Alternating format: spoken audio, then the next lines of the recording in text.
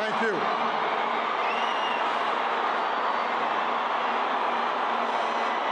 Thank you so much.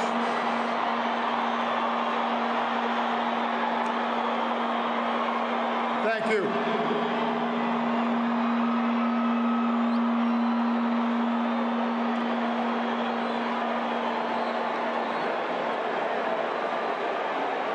To Graça Machel and the Mandela family, to President Zuma and members of the government, to heads of states and government, past and present, distinguished guests, it is a singular honor to be with you today, to celebrate a life like no other. To the people of South Africa,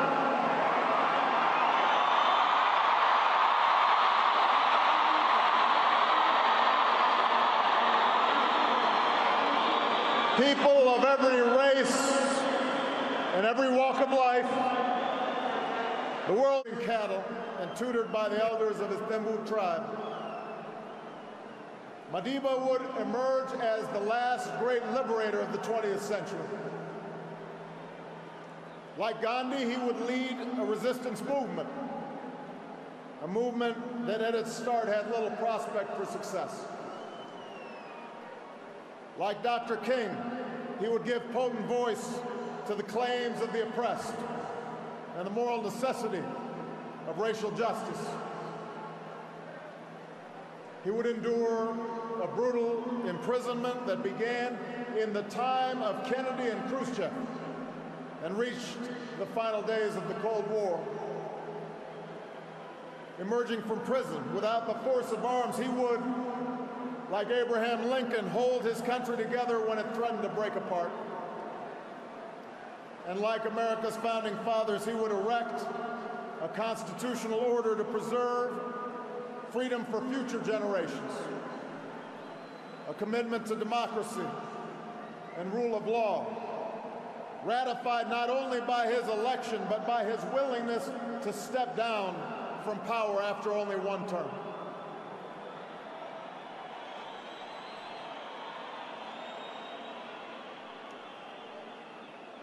Given the sweep of his life, the scope of his accomplishments, the adoration that he so rightly earned, it's tempting, I think, to remember Nelson Mandela as an icon, smiling and serene, detached from the tawdry affairs of lesser men. But Madiba himself strongly resisted such a lifeless portrait.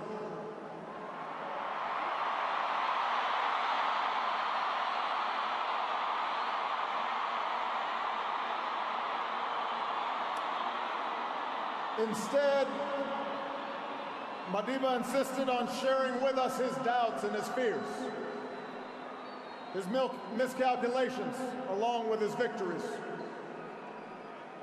I am not a saint, he said, unless you think of a saint as a sinner who keeps on trying. And it was precisely because he could admit to imperfection, because he could be so full of good humor, even mischief, despite the heavy burdens that he carried, that we loved him so. He was not a bust made of marble. He was a man of flesh and blood, a son and a husband, a father and a friend. And that's why we learn so much from him, and that's why we can learn from him still.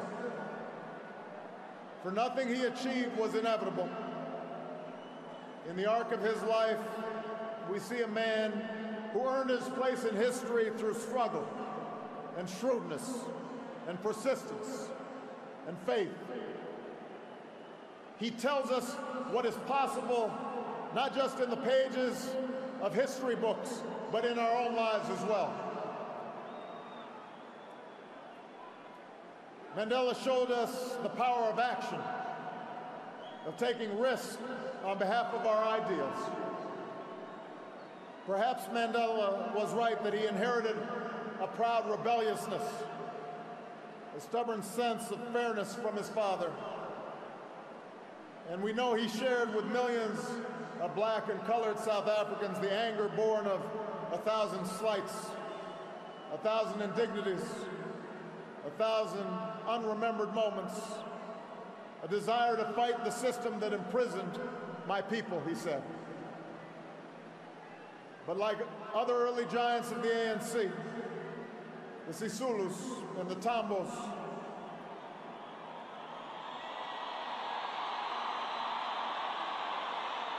Madiba disciplined his anger and channeled his desire to fight into organization and platforms and strategies for action so men and women could stand up for their God-given dignity. Moreover, he accepted the consequences of his actions, knowing that standing up to powerful interests and injustice carries a price. I have fought against white domination, and I have fought against black domination. I've cherished the ideal of a democratic and free society. Opportunities. It is an ideal which I hope to live for and to achieve. But if needs be, it is an ideal for which I am prepared to die.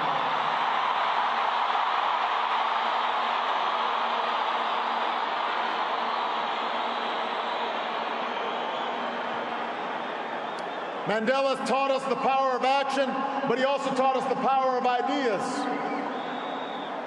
the importance of reason and arguments, the need to study not only those who you agree with, but also those who you don't agree with. He understood that ideas cannot be contained by prison walls or extinguished by a sniper's bullet. He turned his trial into an indictment of apartheid because of his eloquence and his passion, but also because of his training as an advocate. He used decades of prison to sharpen his arguments, but also to spread his thirst for knowledge to others in the movement. And he learned the language and the customs of his oppressors so that one day he might better convey to them how their own freedom depends upon his.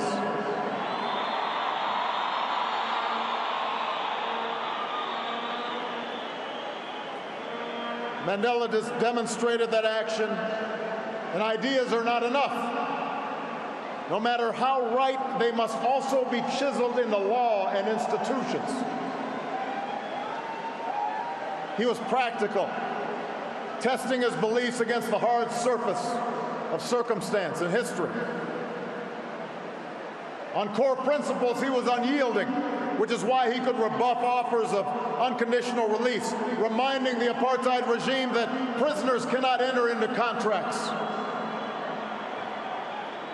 But as he showed in painstaking negotiations to transfer power and draft new laws, he was not afraid to compromise for the sake of a larger goal. And because he was not only a leader of a movement, but a skillful politician, the Constitution that emerged was worthy of this multiracial democracy, true to his vision of laws that protect minority as well as majority rights and the precious freedoms of every South African.